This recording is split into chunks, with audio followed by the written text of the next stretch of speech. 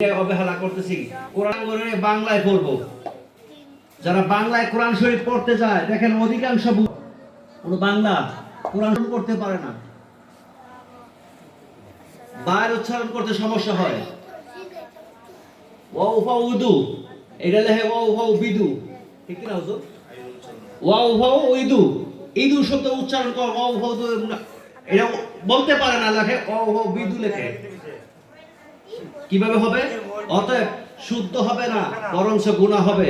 আমি অনুরোধ করে বলছি আপনাদের সন্তানদেরকে মাদ্রাসায় আপাতত কোরআন শরীফের সহিহ শুদ্ধ করে শিক্ষা দেওয়ার চেষ্টা করবেন। কারণ মেশকাতুল মাসাবির মধ্যে আসছে আপনার সন্তান যে কোরআনে হাফেজ হইতেছে, একজন কোরআনে হাফেজের পিতামাতাকে আল্লাহ রাব্বুল আলামিন হাসরের ময়দানে নূরের তাজ পরানো হবে।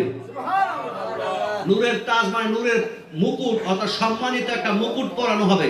জোরে বলুন আলহামদুলিল্লাহ। এবং